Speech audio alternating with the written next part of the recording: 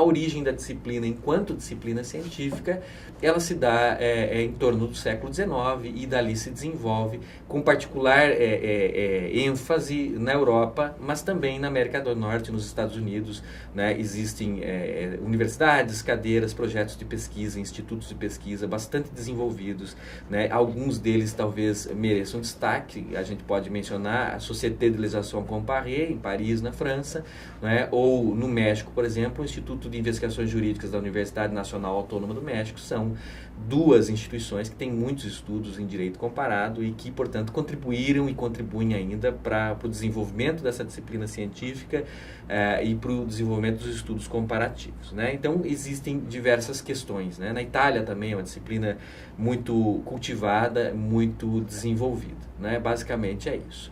O direito comparado, é preciso, desde logo, esclarecer algumas questões analíticas, algumas questões teóricas, algumas questões metodológicas, né? Uma delas é a seguinte: para que se faça um estudo de direito comparado, se pressupõe o recurso a pelo menos 2 sistemas jurídicos, né? Eu preciso de pelo menos 2 sistemas jurídicos que têm essa característica de serem sistemas jurídicos que permitem a comparação entre si, não são sistemas normativos distintos, como um sistema moral e um sistema jurídico, mas são 2 ou mais sistemas jurídicos.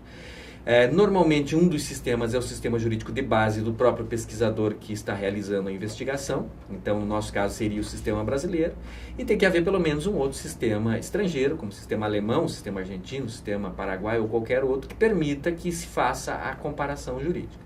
É preciso que haja alguns métodos e é preciso que haja um certo cuidado linguístico, né, na medida em que os sistemas jurídicos estão vertidos na língua natural de cada país ou de cada sociedade e os termos não só estão em línguas distintas muitas vezes, como os termos têm conotação jurídica, técnica específica. Então, uma observação preliminar que não dá tempo de aprofundar aqui, mas que é necessária primeiro, a necessidade de proficiência ou de domínio das línguas nas quais se encontram escritos, redigidos os documentos dos sistemas jurídicos em comparação. Isso é absolutamente essencial, sob pena da comparação chegar a resultados falsos, a resultados distorcidos, não é? E além desse domínio, que não se restringe apenas ao domínio da língua comum, mas que abrange inclusive a terminologia técnica jurídica, ainda um segundo aspecto que é o seguinte: direito comparado é irredutível à legislação comparada. Então não é possível fazer o que muitas vezes nós encontramos em alguns estudos, né, de apenas cotejar artigos de diferentes códigos civis ou penais ou diferentes leis de diferentes países e intitular isso de um estudo de direito comparado. O direito comparado, ele não é o mesmo que a legislação comparada. A legislação comparada é uma matéria-prima, é um elemento de base a partir do qual se faz direito comparado. Mas é essencial o recurso a outros elementos para que não haja distorção e falsas informações como resultado dessas pesquisas justcomparativas. Então é preciso que todo aquele que se propõe a fazer uma pesquisa de direito comparado abranja não apenas a legislação, mas também pelo menos a jurisprudência e a doutrina. É exatamente a jurisprudência, ou seja, como o direito é efetivamente aplicado para os tribunais daquele sistema jurídico que eu estou abordando, e a doutrina, não é? Ou seja, o modo como os juristas daquele sistema interpretam as disposições, as normas vigentes desse sistema, que permitem que se tenha uma noção mais adequada de como o sistema efetivamente opera, evitando distorções que seriam causadas, por exemplo, pela interpretação de uma norma de direito estrangeiro por um jurista que não faz parte daquele sistema jurídico, que pode compreender de maneira equivocada ou de maneira errada ou distorcida um instituto jurídico, uma regra jurídica, um princípio jurídico estrangeiro. Então, como nós recorremos ao direito estrangeiro como matéria-prima, é essencial que nós não utilizemos apenas a legislação, mas que nós utilizemos também a doutrina e também a jurisprudência desse sistema estrangeiro, que vai nos permitir ter uma compreensão mais adequada dos institutos, das normas, das regras, dos princípios desse sistema que é estranho para nós. É exatamente para evitar distorções que se faz esse recurso, e é exatamente para evitar esse tipo de distorção também que muitos estudos comparativos atualmente não são levados a cabo por um único pesquisador, mas são levados a cabo por equipes de pesquisadores interdisciplinares. Um modelo muito exitoso é o modelo no qual se propõe uma pesquisa que tem um determinado objeto, por exemplo, o controle de constitucionalidade no direito comparado, E diversos pesquisadores dos diferentes sistemas abrangidos realizam investigações sobre esses sistemas e depois, num evento científico, num encontro científico, fazem os seus relatórios, discutem os resultados desses relatórios, né? Esse tipo de pesquisa é uma pesquisa muito mais segura de um ponto de vista científico, na medida em que ela permite que haja o menor grau de distorção, de modo diferente do que quando um jurista estrangeiro se aventura a interpretar por seus próprios conhecimentos um sistema jurídico distinto do seu, o que pode muitas vezes redundar em alguns problemas.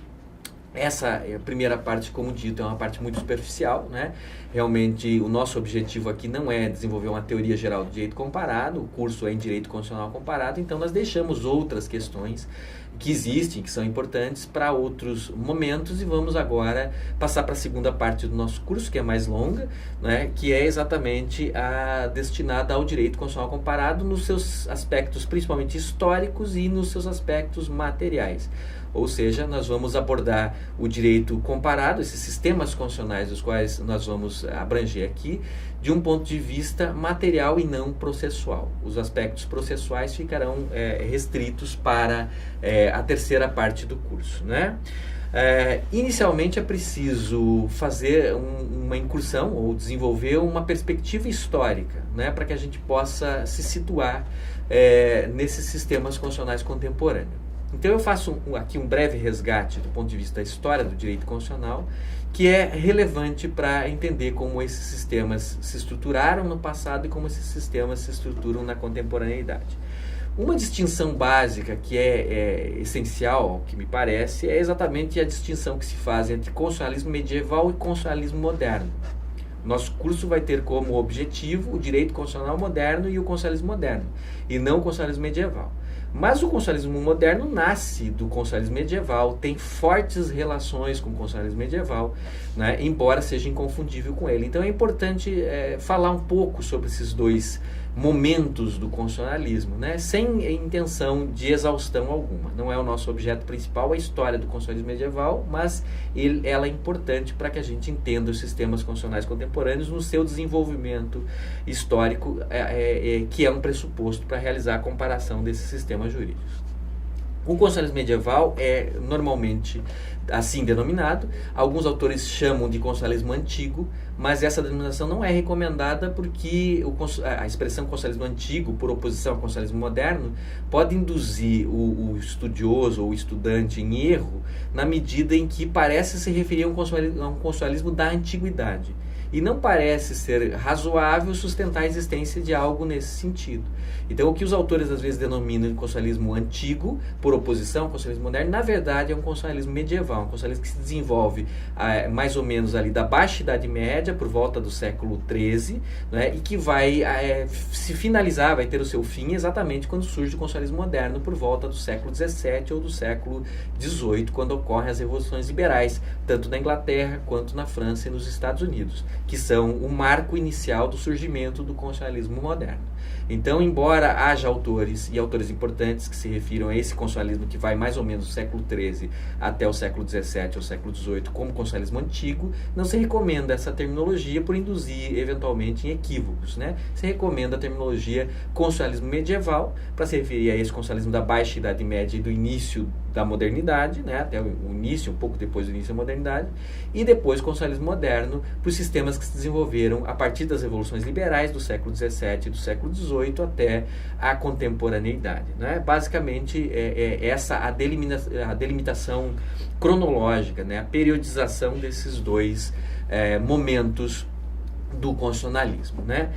Quando nós examinamos o constitucionalismo medieval, nós percebemos que existem três grandes tradições, né? A mais importante é a tradição britânica, é a mais conhecida.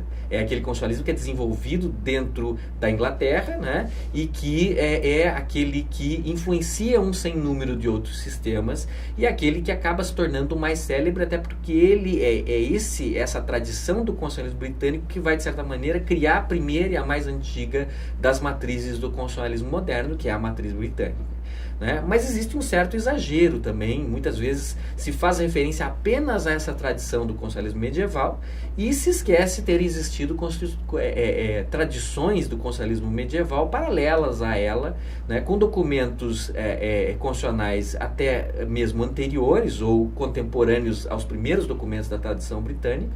Nós sabemos que um dos principais documentos da tradição britânica é a Magna Carta Libertatum, de 1215, né, jurada pelo rei João Sem Terra, John Lakeland, mas existem outros documentos importantes em outras tradições que são, inclusive, em alguns casos, anteriores à Magna Carta. Então nós temos que lembrar que existiu em toda a Europa, e com destaque para alguns lugares específicos, Península Ibérica e os reinos de onde hoje é a Espanha, né? É um caso em que existiu um forte desenvolvimento de instituições constitucionais, notadamente no Reino de Aragão, né? E também na França, né? Nós temos documentos e instituições do constitucionalismo medieval, portanto, não apenas na tradição britânica, mas também na tradição que a gente poderia chamar de tradição ibérica, ou que alguns chamam de tradição hispânica, que é tão antiga quanto a tradição britânica, e na tradição francesa, que é mais ou menos do mesmo período. Todas elas surgem ali por volta do século XIII, do século XII ou século XIII, e tem determinadas características semelhantes, né? Algumas características essenciais do constitucionalismo medieval. Primeiro, é um constitucionalismo que, como constitucionalismo, visa limitar o poder político, visa limitar o poder dos monarcas naquele determinado momento histórico. Mas não é um constitucionalismo como o constitucionalismo moderno que visa proteger a todas as pessoas. Esse constitucionalismo tem a característica de ser discriminatório. Esse constitucionalismo é um constitucionalismo que não é baseado em direitos, mas é baseado em privilégios. Então são exatamente esses privilégios ou essas prerrogativas de estamentos, de grupos sociais favorecidos ou privilegiados, principalmente a nobreza e o clero, que são os mecanismos típicos, né, ou alguns dos principais mecanismos típicos desse constitucionalismo medieval.